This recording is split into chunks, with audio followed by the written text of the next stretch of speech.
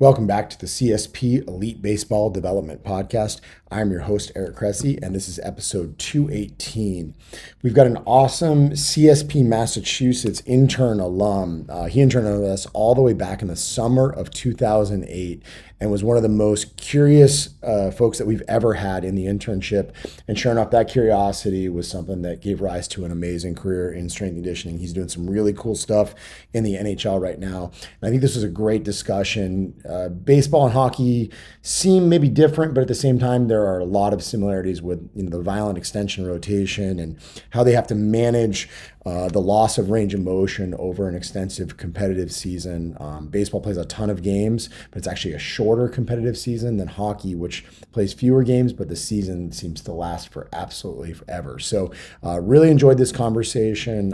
It stretched on for a long time, and we covered a wide variety of topics, so I think you're really going to enjoy it.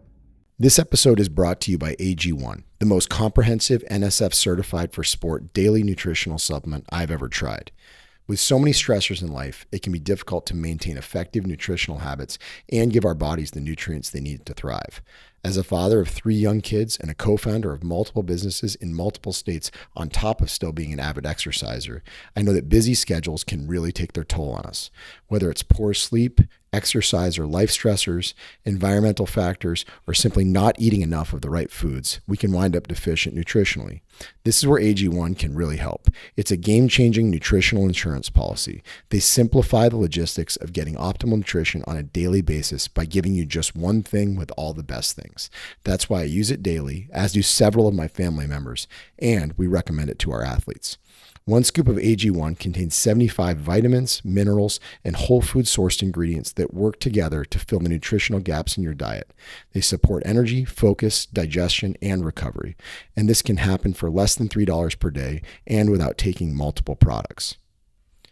While most nutritional supplements come to market and remain stagnant, AG1 continues to obsessively improve this one holistic formula based on the latest research, producing over 50 improvements in the last decade. They invest in the most absorbable and natural source of each ingredient and go above and beyond in third-party testing to ensure that their customers continue to receive the highest quality and best tasting nutrition habit on the planet.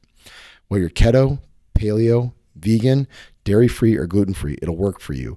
It contains less than 1 gram of sugar per serving. They put 75 ingredients through the rigorous NSF certification test to come up with a safe formula that's trusted by some of the world's top athletes, including many of our own at Cressey Sports Performance. Right now, AG1 is giving our listeners a special welcome kit that includes AG1 travel packs and a bottle of vitamin D3 plus K2 when you subscribe. Just head to drinkag1.com/Cressey and claim this special offer. These travel packs are perfect for supporting your immune system, energy, and gut health when you're traveling for games, training, or simply when you're on the go. They can be a great counterbalance to the less than ideal on-the-road food options. So if you want to bridge the gap between deficient and optimal and give yourself the best chance of getting nutrient diversity, head to drinkag1.com/Cressey, Cressey, to get the travel packs and vitamin D3 and K2 with your first purchase. Again, that's drinkag1.com/Cressey, Cressey. You won't regret it. Today's guest serves as Director of Performance for the Boston Bruins, where he oversees all aspects of designing and implementing the team's performance training program, as well as monitoring the players' performance, workload, and recovery. Prior to Boston, he was an assistant strength and conditioning coach for the San Jose Sharks after serving as the Director of Performance at Endeavor Sports Performance in New Jersey and a strength and conditioning coach with USA Women's Hockey Team. He was a Cressey Sports Performance Massachusetts intern in the summer of 2008. He received his bachelor's degree in health behavior science and fitness management with a minor in strength and conditioning from the University of Delaware, and then moved on to the University of Massachusetts, where he earned a master's degree in kinesiology and exercise neuroscience. He then received his PhD in human sport performance from Rocky Mountain University. He's an NSCA certified strength and conditioning specialist and a licensed massage therapist. He's authored 2 books and published several research articles in peer-reviewed journals on topics related to hockey performance and sports science. He's been an invited guest speaker at conferences hosted by the NHL, NSCA, and USA Hockey. Please welcome to the show, Kevin Neeld. Kevin, thanks so much for taking the time. I know you're in the thick of or at least the start of a busy season. We appreciate you carving out some space for this. No, I'm happy to do it. We're doing a little home and home series. I was on your podcast, so it's my turn to return the favor. And I'm fascinated. I think there are tons of parallels between hockey and baseball. Certainly, you guys have much cooler fights than we do, where our guys just kind of all come out and yell at each other and never actually do anything. But I think you see a ton of energy systems comparisons. You see a lot of obviously aggressive extension and rotation, some of the same injury patterns, believe it or not. So, do you see the same thing, or am I speaking out of left field here? No, I think I kind of classify both of them as having a pretty significant component of rotational power. And, with that, obviously the lumbopelvic area, the low back area, the core in between. Like I think there's thoracic spine rotation, some of those things that are really important in hockey certainly carry over to baseball. So I always try to borrow bits and pieces from other disciplines. So maybe before we get that, let's talk about how you wound up where you are today. You had stops private sector, you worked with USA Women's Hockey, you've been in now two NHL organizations along your journey. Like, share with me maybe a little bit about what you've learned at each stop along that journey. Like, how have they impacted athletic development in your mind today? Yeah, that's a good question. My first stop out of grad school was at a private sports training facility in South Jersey called Endeavor Sports Performance, and I think for me there it was really starting to get a hold on program design. And coming out of school, we put this program together, and it's heavily based on the demands of the sport. And I was fortunate in some ways that one of the first higher level hockey groups that I had at Endeavor, I think there were 9 guys there, and like one was traditionally healthy. The other 8 had a surgery, a nagging injury, some injury that they had missed time from the previous year.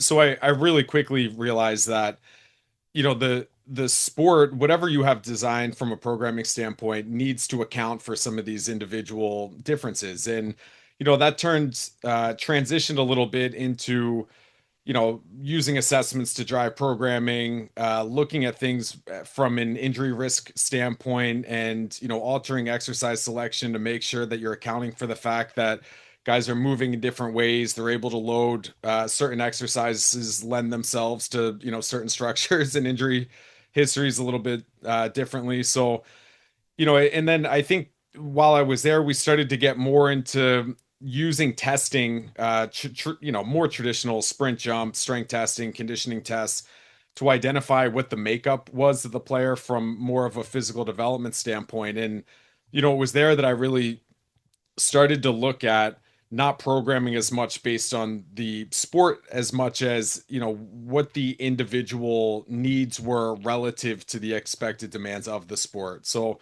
that was a big lesson for me that I think has carried over quite a bit into the other stops that I've had. And with USA Hockey was I was with the women's national team for 5 years, largely in an assistant role under Mike Boyle. So I had an opportunity to work alongside him, which was great. Worked with Anthony Donskov and Sarah Cahill, 2 other great coaches while I was there that I learned a ton from. But I think a couple of the things that really stuck with me is we're now kind of moving out of a traditional sports schedule into more of a tournament model where we'd show up to a world championship tournament, and you're there for 2 weeks. And I remember Mike saying to me before the first world championships that I worked at, he said you can't do a lot to help, but you can do a lot to hurt. And I think the message there was, don't get too creative with your programming, be a little bit more conservative from a training standpoint, because at this point, the preparation is kind of in the rear view mirror, the hay is in the barn, as they say. And you're more likely, if program something that leads to somebody tweaking something, not feeling good, or being sore, those can have significantly negative impacts on the player's performance, where whatever you do from a training standpoint is really kind of a mild tip in the right direction. I also think that it's the national team, right? It's the most competitive team in the country. During that stretch, it's women's hockey has traditionally been a 2-horse race between US and Canada. And during a lot of that stretch, the US was, probably had a little bit of a leg up as far as gold medals. And, I think one of the things that really stood out to me about my experience there too was just the value of direct and honest feedback to the players. There were certain players that, whether it was on the ice work or off the ice work that just weren't meeting the expectations of the organization. And that feedback was given to them directly. And to the players' credit, in several instances, they took that feedback, they worked even harder. And then at the next camp, they were better off for it. The team was better off for it. So, I think those were a couple of the big things. Navigating condensed competition schedules, and then just the importance of honesty and with feedback. And with San Jose and Boston, I think it's really just kind of been a hybrid of those experiences. But you're now in an environment where we're playing 3 to 4 games every week. You have to manage cumulative stressors to an extent that is unique to the NHL schedule. And I think really leaning into some of the training strategies that minimize potential soreness, really respecting individual responses to exercise too. I'll tell you, I had a experience fairly early on in Boston where, we were the day before a game and we were doing like a little lighter load, higher velocity work, more kind of living on the velocity end of the force velocity continuum. And, I had a player the next day that was like, Kev, I just feel like I don't have my legs at all today. And I'm looking back at what we did and I'm like, I can't really wrap my head around it's probably more related to the schedule, right? We're coming off a long road trip, and there's some other factors there that can lead to some fatigue that may, have a player not feeling like they have the same jump that they want.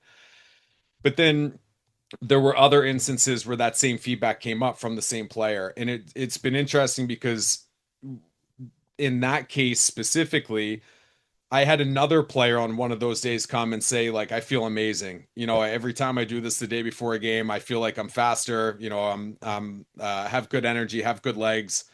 And both of those responses were real. For one player, the certain input really led to them not feeling good. The other one, it felt like it was the perfect primer the day before the game. So, I think just being tuned into how players are responding to different interventions, and then that allows you to individualize programming within the team environment to make sure guys are getting what they need. So I think that's the big thing. In our schedule, every year the schedule's challenging, but every year the challenges are different. So I think just being flexible and how you're approaching things on a week by week basis here, because training consistently is important and non-negotiable, but the timing of that and what the training looks like, that evolves on a week to week and month to month basis for us. I love about those like three observations about the different worlds is like as I'm thinking about them, like what are the things that unify those? And it's all serve. I mean, it's no matter what you're doing, you're serving the athlete, right? In the private sector, they're the customer. The customer is always right. Like it's obviously a much more built out experience in the off season. You're trying to figure out how to best deliver it. But like you go to that national champ or sorry, like world championship dynamic where you've got them for 2 weeks. It's like, what do you need to feel awesome tonight when you play? Like I can remember doing it with USA Baseball's 18 under roster in Japan. Like a lot of our kids didn't like the Japanese cuisine. I was making peanut butter sandwiches like prior to games, like whatever it took to make sure that guys were nourished, right? And then you obviously get to the highest level, and it's like winning games matters. So you've got to be, front and center to listen to them. And like I think serving always comes back to like just people communicating to you, like actually being able to take it in instead of like telling them how they're supposed to feel. No, and I think that's a big part of it that comes with experience. I early on, you don't especially working with younger athletes, like everything works to an extent. Everybody's going to make progress. It's going to make you feel like, the programming is driving the ship a little bit more. And you get some athletes that are a little more seasoned, that have different experiences behind them, that have different preferences, a better understanding of what they respond well to and not. And, I think for me, it's been really important, and something that I remind myself of on a regular basis is to listen and to pay attention and to be open to that type of feedback and not assume that I have all the answers. I love that. I'm curious to get your take on this because I know you've worked across all levels of hockey development, and I've heard things, obviously, people saying that the U.S. is, falling behind like an Eastern European model with respect to how we develop players. Early specialization in the hockey world to some degree parallels what we're seeing in the baseball community. Have you seen progress? Have you seen, basically things going in the wrong direction? Hockey, like how are hockey injury rates across all these levels? Is it as bad as it's ever been? Yeah, I mean, I think if anything, Eric, we're still going backwards. Yeah. USA Hockey over the last decade or so has made a really strong effort to institute what they describe as their American Development Model, the ADM. And really that just centers around age-specific guidelines. And I think, I've been fortunate to be involved with some of the earlier meetings with the ADM. I've been fortunate to connect with a lot of people from USA Hockey and hear from them of, what went into it and what their goal is in sharing that information. And I think they've done a tremendous job in putting that together. The other side of that coin, though, is that the message has to reach all the people that are actually actioning that plan. And, I think that that's where it's been a little bit more of a challenge where, there's probably two driving factors. One is that when you have off-season showcases and tournament teams, and even in season, these big tournaments, they're revenue generators for the people that are running them, for the people that are running the organizations. So you have a little bit of that entrepreneurial uh, issue where it's not the kids' development that's, kind of driving the decision making, it's the business. The other thing is that I think a lot of really well-intentioned parents and coaches are looking at games as an opportunity to showcase the players' abilities. Kids like playing games, so it's kind of an easy sell to add more games to the competition schedule. And the direct outcome of that is that you're sacrificing development for showcasing, whatever abilities a player has currently. And, I remember when I was in New Jersey, we had a bantam hockey team, which is, mostly 14-year-old, 15-year-old kids, and they had 100-game regular season, Okay. which is more than the NHL. And, they appropriately, they frequently play tournaments where they're playing 5, 6 games in a weekend. And then they'd come back and they would cancel practice on Monday because, the travel's late, the kids are all exhausted. And now you're in a situation where the kids aren't practicing. Yeah. Quite They're impressive. not training, they're not practicing the, main tenets of what's going to fuel their development and allow them to continue to progress and get better have been stripped out of the schedule. So, I think unfortunately there's a lot of people that are just ignoring the evidence. And I don't know if you find this too, but the overwhelming majority of the players that I've worked with in pro hockey were multi-sport athletes into high school. So, we have this environment now where hockey professionally and at the youth levels has the longest season of any of the major sports. And the second the regular season ends, there's opportunities to play spring league, there's opportunities to play summer league, and there's no opportunity then to take a break and to pursue other sports. And as a result of that, like you asked about injury rates, there was an old study from Philippon's group that was looking at the FAI, so what percentage of players cross a threshold for having diagnosable hip impingement, and then what percentage of players had labral tears. And at the I don't have the numbers up in front of me, but basically it was like, the 12 and 13-year-old kids, it was about a third of them. Then 14 and 15, it was about half of them. And then by the end of high school, I think it was 93% had diagnosable FAI and 100% had labral tears. And that only goes one of two directions. It's, you have players that are getting surgeries that were typically reserved for, I'm going to try to prolong another year or two at the end of my professional career. Kids are now getting those surgeries in high school and in college, or the players just don't have the resources to recover from those types of injuries and their careers are over.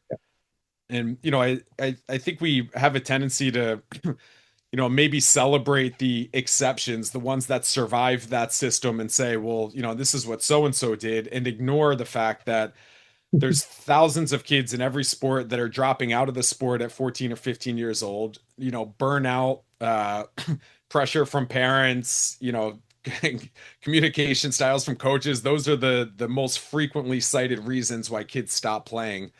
And, hockey's at a point now where I don't know how to kind of get the genie back in the bottle for youth sports. It just seems like such a broken system across all sports now that it almost falls on the parents to just make the decisions for the kids, even if that means, missing time, skipping certain seasons. I as you know, I have an 8-year-old son now that's kind of right in the thick of it. And There's even he's doing travel mites now, and there's, an opportunity to play a supplementary full ice league. There's multiple kids are playing on multiple teams at this age group, and we have intentionally just tried to keep him like, you signed up for this one team, that's the one schedule. He's doing travel soccer, he's doing lacrosse, he's got some other things going on too, and but it's a challenge. There's definitely moments, I've had conversations with my wife and she's talking to the other parents, and it's like, well, we're the only ones that aren't doing this. It's like, We have the same it's like, conversations in our household. yeah, it's Incredible, like, isn't it? I think that this is the right thing. So, Yeah. but it's hard because there is a kind of a pack mentality that, everybody else is doing it. So you feel like if you're not doing it too, that you're going to get left behind. And you're in your mind, you're saying, I hope I'm right in 8 years when all these other kids hate hockey and my son still loves it and he's developed in a more global sense. But we do the same thing with gymnastics and all this stuff our girls are doing. I'm curious, where you're in a different world population wise is like in the baseball world, we get players from the United States, Latin America, some Japanese players. Specialization is really high in those three communities, but you also get like a subset of Canadian players. You get players from Eastern Europe. And I've always heard that the Eastern European hockey developmental, obviously, like the Soviet/Russian model, has always been stronger in terms of teaching a wide variety of movement competencies at a young age and then narrowing the scope later. Is that still the case? Can you see where guys, like if I walked into your weight room and I didn't know any of those guys, do you think that over the course of time I could tell who was developed where based on how they move and what their injury histories are? I think there's a couple things there. A lot of the Europeans, like they all play soccer Yeah. or, and/or tennis, but Yeah. they play those things that sport, those sports are as deeply ingrained into the culture, and most more so than hockey even. So, a lot of those guys are playing multiple sports competitively or recreationally, again, like straight into high school and beyond. I think to answer your question, the people that would really jump out to you are the Americans that only played hockey growing up. They're the ones that are skipping with the same arm and same leg Yeah. moving, the same time, that the coordination looks a little clunky, or overly rehearsed, that there's not kind of a fluid athleticism to it. But I think there's such a wide range of developmental systems across the US and what people are exposed to depending on what area of the country that they grow up in, that it's more the ones that aren't playing multiple sports and kind of aren't, abiding by the general pathway that most players take, that I think would stand out more than anything. I always cite this when I went to Italy and Slovenia back in 2014, and I learned Slovenia has more Olympic and professional athletes per capita than any country in the world. And obviously it's a smaller population, but the number of soccer, hockey, NBA players, alpine skiers, like, and it's a basically a society that nurtures that at a crazy level. It's interesting to see how like sometimes good athletes find their way much later versus like actually being like having it just crammed down their throat that they have to do one thing like you see in, soccer academies and in Spain and stuff like that. Well, and I mean, anybody that's been around sport long enough and is paying attention has seen kids that at 8, 9, 10, 11, 12 were far ahead of the pack. Yeah. That when you look at high school or college, they're now not. They're either, out of the sport, not able to keep up at the highest level, or they're, just a regular guy or girl at that level, that they don't really stand out. And, it obviously then there also has to be people that the opposite is true for, that you're at 8 years old, they don't stand out, they're not the best player, and then over the course of time they just kind of continue to make progress and develop and to get better year over year, and then they have opportunities to continue doing that later into their careers, where I think there's like this is going to turn into a parenting podcast, I think. That's But great. Let's do it. we Diversify. early on, like my son really took to math, and like we'd be like, people would say like, "Oh, he's so smart," and I'm, he would, and I'm like, "Look, like there is no smart. You have practiced a lot to learn this, and as a result of that, you are now better at this than most of the other kids that you know. But it's because you put in that time and that work." And I think there's real damage to labeling kids as whether it's smart or elite or whatever the term is in academics or in sports, where you're now giving this young individual a standard that they are expected to live up to, and they start to feel like that is them, not that they work to achieve that level. So it sets them up for two things. One is that they don't feel like they need to work to really continue to make progress and to be successful. And the other is that anytime there's a setback, it really feels like they're a failure because there's a disconnect between this expectation of being, the smart one or the elite one, and what happens in the realities of sports and life, that it's a roller coaster ride. It's not just a linear trajectory to the top. So and uh that's part of circling back to the youth sports schedule. It's you're getting all these kids that are dropping out before many of them really have an opportunity to show what they're capable of. And when you're identifying these elite younger players, you're kind of pulling some kids out of the system that may be better in the long run. They now don't have the access to as good of coaching and to play alongside better players, and it slows their development at the expense of kind of showcasing early achievement, which as we know, doesn't really say a whole lot about the long-term prospects for the athletes. Praise effort over outcome, right? That always will never lead you astray, right? So this is interesting. I tell this story to a lot of our athletes because traditionally we hear like these pitchers who think they need to run miles and miles to build their legs up to build up like basically pitching endurance. In reality, like there's nothing better than building pitching endurance by just pitching gradually more in a progressive overload. And I always tell the story of Lance Armstrong, right?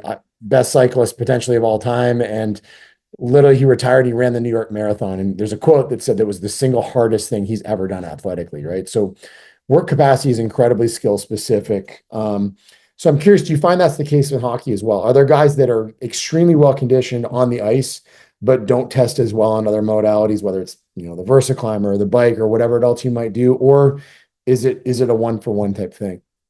No, I think the challenge is more in the opposite direction, where obviously ice time can be expensive, it's hard to come by.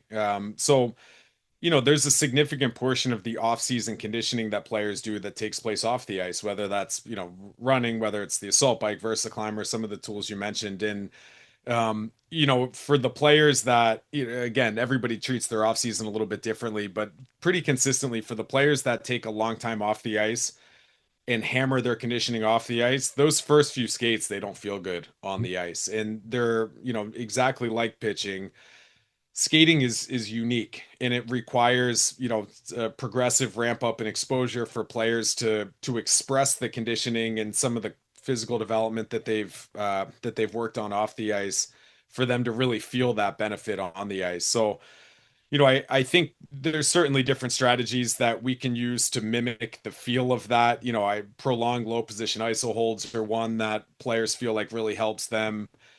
Certain intervals on the bike, players have said have really helped with that transition. But at the end of the day, you skate, and you have to skate to really feel like you have your legs under you once the season starts.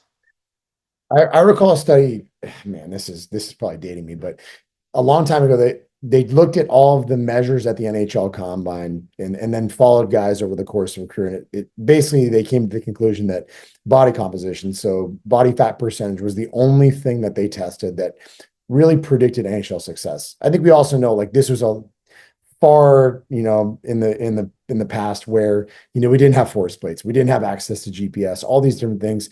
Have things evolved from there? Like what key metrics shape scouting and player development in your world, in the last decade?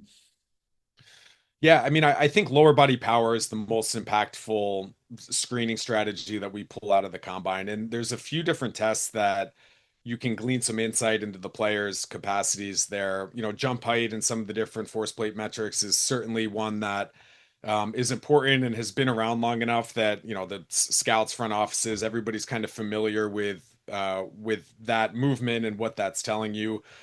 Another one is our players do the Wingate test, or our players, players at the NHL Combine do a Wingate test every year. And there's two numbers that you pull out of that. the relative peak power, so the peak power divided by their body weight, and the relative mean power, which is just the average power across the 30-second bout divided by their body weight. And I think that that gives you really good insight into, a player's kind of raw engine power. So, obviously there's a little bit of a coordination and movement skill aspect to jumping. There's really not in riding a bike. It's just what do you have and put everything you have into the pedals. And as a result of that, we'll sometimes see players that don't jump well, Yep. but have really impressive outputs on a Wingate test. So, I think recognizing that neither of those are skating, that gives us a little bit of an idea of what the potential of the player is from a physical standpoint. And then, whether that translates into them having, powerful skating strides or being fast, there's a technical element to skating that really has a big impact there. But, it allows us to have a little bit of an understanding of, what is this player going to need? Is it going to be, more work from us to help make the engine bigger? Is it going to be more work from our skill development coaches and skating coaches to help them express that power better? But, I think, Eric, what's really changed over the last 10 years or so is that there was a rule change a while back that limited a lot of the obstruction holding and, some of the kind of natural interference of getting in players' pathways, and they've really tried to move the game in a direction that highlights the skill of the players. And as a result of that, you're seeing a wider bandwidth of body sizes and body types now in the NHL than you ever have before.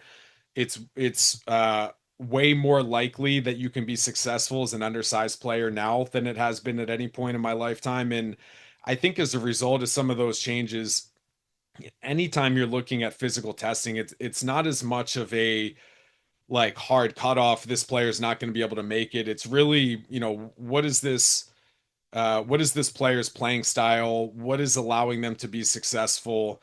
Where are they at from a physical development standpoint right now? What information can we glean about their training background and training history? Again, because we have players coming from all over the world in different situations. We have, American kids that at 18 have been in structured strength and conditioning programs for 5, 6 years. We have European kids that have never trained. So when you're interpreting testing results, you have to keep that in mind because one player may be a lot closer to their ceiling from a physical development standpoint, whereas the other may have a tremendous amount of untapped potential. So, I think in the conversations that our department has had with our front office, it's really just trying to grab as much contextual information as possible and to make a decision based on, where is the upside and how long of a trajectory do we think a player may need before they're physically ready. And again, like that's a moving target too, because if a player's skilled enough to keep up and they're physically at a point where they're not going to hurt themselves, then we might be doing some development while they're playing for us, opposed to, trying to make sure that they put enough water under the bridge that they're, ready from a physical standpoint before they get here. There's a lot of good stuff in there. I mean, the first thing I'm thinking about is uh, for the casual observer who doesn't know what a Wingate test is, like it's brutal. Like I can remember doing these in the lab back in my like graduate school. I mean, we had study subjects that regularly threw up, passed out. Like it's a very, very hard test that effectively there's an element of like mental fortitude to that as well. Like so you're probably evaluating some different things there. But I'm always fascinated with this myself because when you see someone who tests poorly on whatever it is, right? Whether it's a range of motion screen or it's a demonstration of power or sprint speed or whatever it may be, like you can look at that as someone who was lazy and didn't get the work in, or you can look at it as someone who never had access to expertise. So you really are a number is just a number until you actually have some context to figure out if you can improve it. And if so, how hard is it going to be to improve? Can you do it in light of their injury history where maybe some guys can be pushed harder than others? Is that a challenge in the hockey world where like you are getting players that young in their career that may be banged up and it's actually hard to sell out for development because because we see it in baseball all the time. Like the elbow is horrible when you're 17 years old. Like it's going to be really hard to throw that kid on an aggressive throwing program and get him to throw 98. We interrupt this podcast with a quick reminder that this episode is brought to you by AG1. It's an NSF certified all in one superfood supplement that features 75 whole food sourced ingredients designed to support your body's nutritional needs. I use this product daily myself, and a ton of our athletes do as well. Head to drinkag1.com/Cressey and claim my special offer, a welcome kit that includes AG1 travel packs and a bottle of vitamin D3 plus K2 when you first subscribe. AG1 gives you peace of mind that you're covering all of your nutritional bases. Again, that's drinkag1.com/Cressey, Cressey, to get that special offer. Yeah, I mean, I think there's, the resources and trying to, based on the interviews and the conversations you have with the kid and, the scouts have with the coaches and the parents. I think for me, if a player tests okay and they don't have a significant training background, there could be a lot of untapped potential and a lot of upside there. The challenge is knowing, is the player going to work hard enough to realize it? And the same is true if a player doesn't perform well in anything. Is it a situation where they didn't have the resources, but you think that they're going to be willing to put in the work, or is it an attitude issue that you're going to likely spin your tires for a few years trying to get this kid to do the right thing, and then they don't, and or that can negatively impact the culture too if you bring people like that in that don't want to work into the organization. So I just, to say it's a challenge, I think is an understatement. There's a lot of moving parts to try to get as much information as you can. Kids are fairly well coached now going into the interview process and, talking to scouts and general managers. So a lot of kids know to say the right things, which makes it that much more important to kind of do your background on the kid and spend some time talking to their coaches and people that see them away from the spotlight. But I think in hockey, which is it's a lot different than the NFL, it's certainly a lot different than the NBA. It's pretty rare that, you draft kids when they're 18 years old. It's pretty rare that you see them for inside of a 3 to 5 year window. So a lot of kids get drafted, then they go back to play for their junior teams. They'll go to college. Some might go back overseas and play, whatever their teams were back in their home country. So you're really trying to project out 3 to 5 critical years of that player's development. And again, you get like, the American Italian kids that have facial hair, and them at 18 is a lot different than some of the other kids that still are still kind of on the early end of growing up and becoming a man. So Well, you hinted at earlier is that the professional baseball season has an absurd number of games, but the sheer duration of the hockey season is insane. It goes seemingly forever. Can you talk about what your yearly calendar actually looks like for your NHL guys, and then maybe share some of the challenges associated with that lengthy calendar? yeah, so we start preseason middle third week of September. And we have about 3 weeks. Our every team plays a different number of preseason games. We typically play six, Mhm. but we generally, camp starts, we have 2 to 3 practices, and then it's the first preseason game. And then we're basically playing a preseason game every 2 to 3 days for 2 weeks, and then the regular season starts. Once the season starts, it's, first week of September through mid-April. There's a little bit of a break in February for the All-Star. We kind of have an all-star break that blends into a bye week. But we're essentially playing for 7 straight months. We play 3 to 4 games every week. The schedule is not, unlike the NFL or soccer or some of these other sports like this, or baseball. There's consistency in the schedule for the other reason. You just play a game every day, but for us, the schedule is literally different every week. So we might be Tuesday, Thursday, Saturday one week. It might be Monday, Friday, Saturday the next week. So, there's a lot of fluidity to the practice planning and to the structure and the schedule of our training sessions. But one of the things that's kind of unique too is, I spent 2 years in San Jose before coming to Boston, and the schedule there, I think San Jose every year is like top three in air miles around the league. And it was interesting because they're like, when you're on the road, you're usually playing 3 or more games and you're on the road for a week or two at a time. So coming to Boston, I thought the travel would be a lot easier because there's more cities that are shorter flights away from Boston than there are from San Jose. And the reality is that because those flights are shorter, we have way more 1 and 2 game road trips, and a lot of those are stacked on home away back to backs or away home back to backs. And essentially, if you play a home away back to back, it's like playing 2 road games. You're showing up to the rink, you got your luggage and everything, you're going right to the airport afterwards. So, I think the challenge with the schedule is that there's you're just constantly in flux, moving in and out of your own city. Again, just trying to accommodate the schedule changes on a week to week basis. But all that you play 82, 6 preseason, 82 regular season games, and then the playoffs start mid-April, which could run through the first week of June. There's an opportunity to play another 28 games there. So for the teams that make it to the end of the playoffs, you're, essentially showing up to the rink every day from September through the first week of June. So it can be a grind. Absolutely. And then you have opportunities for these guys to go and, like you talked about, like go and continue to play in the summertime if they want to. Like they can go and find it if they want it.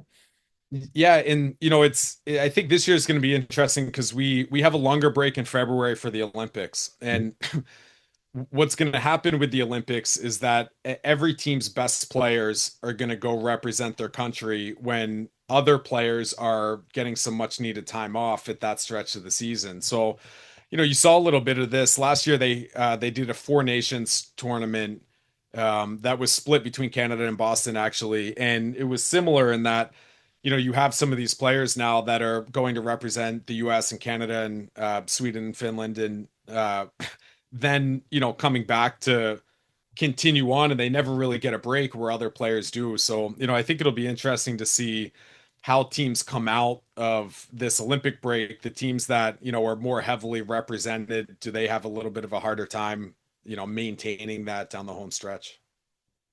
We talk a lot in the baseball world, particularly with pitchers, about trying to maintain range of motion, in the face of tons of eccentric stress over a long season. I know you guys have to do something very similar. Hips and shoulders are not much different aside from the fact that you're weight bearing on your hips, right? So what are some strategies that you guys think are important for holding on to hip mobility in a population of athletes that we know are kind of notorious for not having a whole lot to work with, even though it is vitally important for their success? Yeah, I mean, I think there's a couple things there. For us, we're really fortunate that we have a small army of, physical therapists and athletic trainers and massage therapists, chiropractors, that the hands-on work is critical for guys. So, whether it's soft tissue work, whether it's, manual joint mobilizations, I think, we're really fortunate that we have a lot of skilled hands to help our players in that area. I think from our standpoint, our players do some sort of pre-skate preparatory work every day. And I think the consistency is a really big part of it. If you're kind of skipping out on doing your mobility work and warming up for 5 days and then you feel stiff and then you hammer it really hard on one day, one, it's not going to stick. Two, the aggressive strategies that you use on that one day may have negative consequences of their own.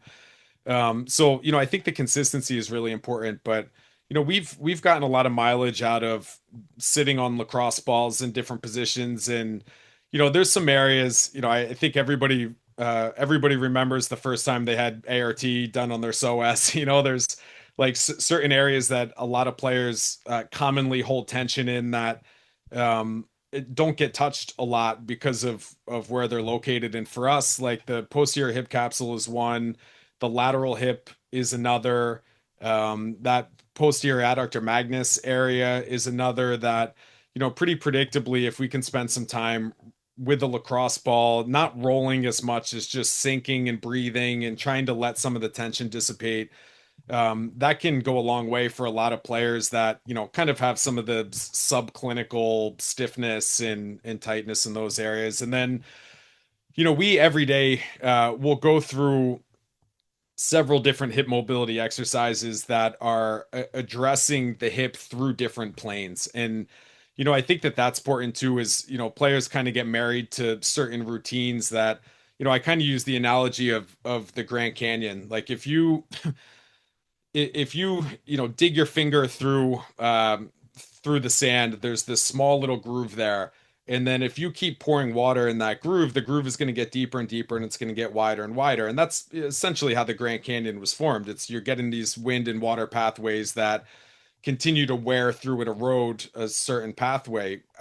The challenge there is that, if you're doing the exact same mobility exercises in the exact same way every day, you're digging really smooth, efficient movement in one pathway, and that's just not the way that in hockey and really in any sport that the hips are required to move. You need to be able to move in different angles and to have a little bit more to have more options to allow your body to find, whatever the most optimal solution is for whatever the demand is in that moment. So, we try to find, slight variations of common exercises to hit things from just slightly different angles and to rotate through those on a regular basis too. So, I think that those are the big things. And then, we will do a fair amount of end range strength work Mhm. as well. So, I being able to control some of those end range positions in hockey, the end of the skating stride is one that players are particularly vulnerable. Both in, if they get bumped in that position, that they need to be stable and strong enough to be able to take that, but then also that's one of the more common areas where players suffer adductor strains is just in that transition as they, the foot comes off the ice at the end of a stride and they pull it back under themselves. So we try to do some work all around the hip in some of those lengthened positions to make sure that players feel strong and stable. Love that. Let's build on. Let's talk about hockey hips. You referred to the landmark Philippon study of FAI and labral repairs or labral tears, I should say. What about contraindications? Are there things that are hard nosed for you in terms of how you will load everybody on your squad? Like obviously, to squat or not to squat is a big question across the entire industry, and hockey players generally have the most adaptive changes in their hips. Where do you stand on that discussion? Yeah, I mean, I think at the level that I'm at now, we do almost no bilateral squatting with a barbell. We have a pit shark, so we'll belt squat, we'll K box and we'll kettlebell goblet squat, and we'll chop our deadlift, we'll do some other bilateral patterns, but the risk reward for barbell bilateral squatting just isn't there for us for the most part. So but aside from that, Eric, I'm constantly looking at how players' bodies start to move around certain depths of hip flexion, and does that pass the sniff test or not? So if we start to see a lot of lateral deviations, if we start to see a lot of posterior tucking, if we start to see a lot of movement at the foot or knee when a player reaches a certain depth of hip flexion, then we typically will try to coach them to find depths that they can maintain a better positioning and better alignment and better loading strategies in those. So, even in some of our like half kneeling core variations, we might have players that have three RX pads underneath their back knee, or depending on what it is, maybe a plyo box, something that's a little bit more rigid, so that when we're looking from behind, we see a level pelvis, that there's not this significant tilt as they try to move away to clear some space on the front side. Similar with squatting and lunging patterns. We do a fair amount of step ups in season too. So we have boxes that are 12, 18, 24 inches, and that doesn't always work for everybody's height and structure. So, we'll slide some of the DC blocks in there so that we can hit some heights in between. And for me, and I kind of alluded to this earlier, I think the more time that I've spent at this level, the more, I recognize that there's a lot of different ways to get to a desirable end result.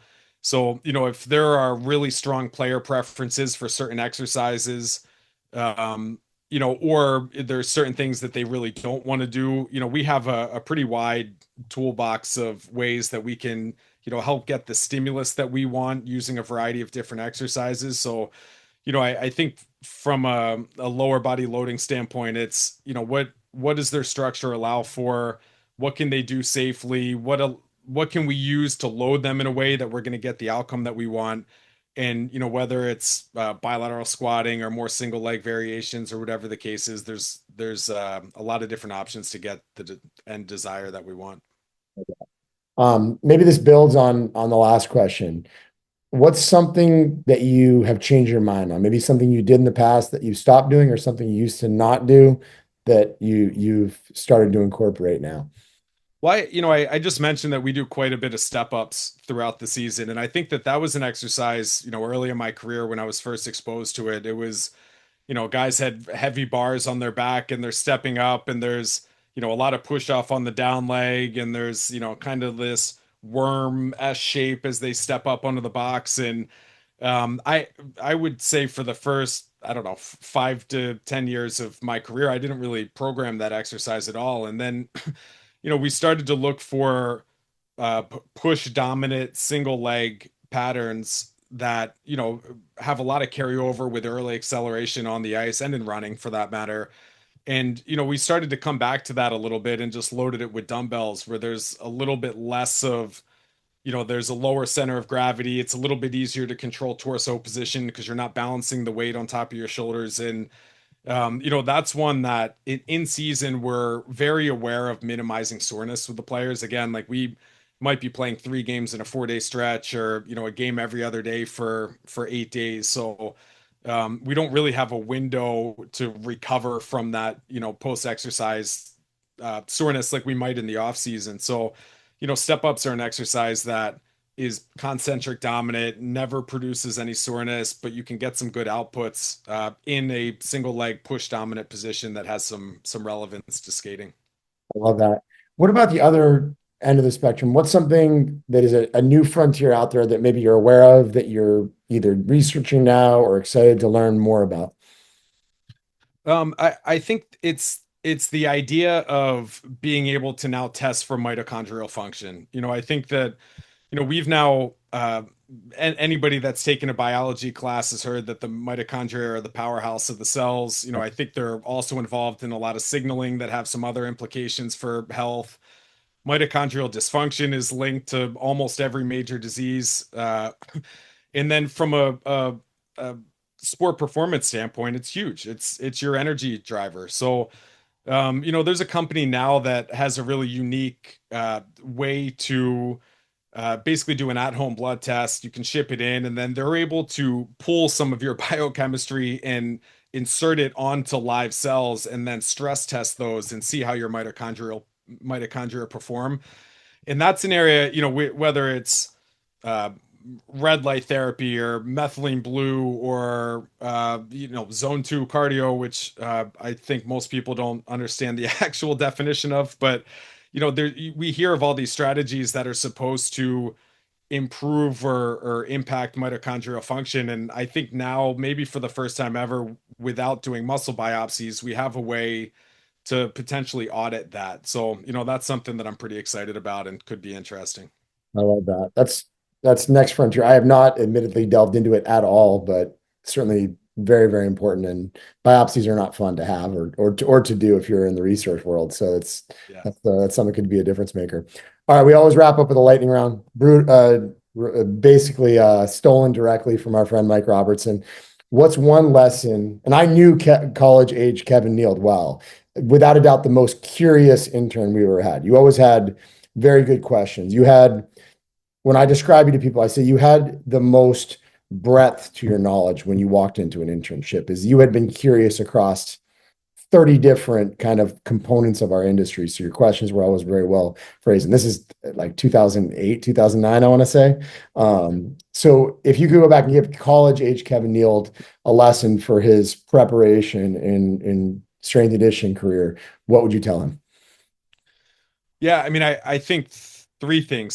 Stay curious, don't have all the answers, and listen to your athletes. I think that, that's kind of been a theme that I've discussed, over the last 45 minutes or so here. But, I think the other thing, Eric, is that I learned way more about coaching working with middle school and high school athletes than I have working with any other populations. And, I think early on there's for me at least, there was this feeling of, there's almost a sense of validation that you're doing a good job if you have opportunity to coach Division I and professional athletes. And there's certainly I've really enjoyed my time working in professional hockey and working with Olympic athletes, and I certainly don't want to minimize the time I've spent in those settings and working with those groups. But from a coaching standpoint, like so many, the better the athlete is, the less cueing and coaching and teaching that they need from you. And I think that, like, I grew so much as a coach by kind of trying to figure out how to get less coordinated 13-year-old kids how to do things the right way than I have watching professional athletes express how elite their athleticism is. So, that would be something that I think I would remind myself to enjoy that and really understand how impactful those moments would be for me in the future. That's a great point. Everyone's been in that situation where you have an uncoordinated 13-year-old kid, prepubescent kid who's maybe gone through a 6-inch growth spurt, and you have an exercise that's on the program in front of you, and you're trying to coach it, and it is just not working. You've thrown 7 or 8 cues at the kid, and you're struggling internally because you don't know whether you're one cue away from fixing it and having a huge celebration, or having to have that conversation of let's do this and the kid instead, and the kid feels like a failure. It's a With pro guys, you can bust their chops, be like, man, you're a professional athlete, you can't do this. And I'm like, it becomes like a humorous interaction with them. You just can't do that with kids. So you're right. That's a very important formative experience, I think, for any young coach. Yeah, there's no question. And I think also, like the example you just gave, you're now running through a Rolodex of coaching strategies Trying to be, that you can then keep. The seventh one didn't work. So now what? I need an eighth, I need a ninth, I need to change the way we're loading or what we're asking in order to make this improvement. And all of those things just expand your skill set moving forward so that when you see something down the road with a higher level athlete, you can say, oh, I've seen this before. Like I'm going to jump right to strategy 9 because this has worked in the past. So yeah, a lot of value working with kids, and they need it. They need the help. and there's no substitute for just years and reps. Like you've got to interact with a lot of different body types, a lot of different personalities to figure it out. Maybe building on that, what's a must-read book for every young athlete that's listening to this podcast? Yeah, that's a tough one. I mean, I really like Daniel Coyle's books. He wrote The Talent Code. He came out with a book a while back called The Culture Code that I think is a good read. It's not quite as organization specific like Legacy was, but I think it allows athletes to kind of get a sense of what some of the commonalities are for some of the better cultures, Mhm. across sport and industry. So and super easy read. So, I think that that's one that's worth looking into if people haven't read it. Wait, what about a book for aspiring coaches? Yeah, there's a few that come to mind here. One I read Thinking in Bets by Annie Duke a few years ago. Annie's a former poker champion that has transitioned into the business space, and that book is a lot on recognizing how much uncertainty we deal with on a regular basis, and from a sport performance standpoint, from a coaching standpoint, there's a ton of things that you're not measuring, that you don't know, that's going on in a player's life and behind the scenes, and all of that's going to impact the outcome of whatever you're asking the player to do, whether it's within the sport or from a training standpoint. So, I think just the learning to look at things through that lens can be really helpful, knowing that it's not always going to be a input equals a predictable output. I really liked Jonathan Goodman's new book, Obvious Choice. There's a whole section in there that now in an era where it feels to me like a lot of young coaches are spending more time boosting their social media presence than they are developing, gaining experience and developing their skills as a coach. John has a lot of really good commentary on the downsides of that and alternative strategies to not feel like you need to get kind of caught up in that rat race. And then if you have sport coaches that listen to this, I think the Score Takes Care of Itself is an important book to read. It's essentially the story of Bill Walsh, the 49ers coach in the early 90s, and one of the most accomplished and storied coaches. I think now his coaching tree is still really driving the state of the NFL, and a lot of the innovation and some of the better coaches have stemmed from his coaching tree ultimately. And there's a section, he's talking about the transformation of the 49ers organization, and early on, they were not a winning organization. And I think whether it was his first year, whatever the case was, like when they finally won a game, there was an organization-wide celebration that everybody's recognizing the hard work that went into it.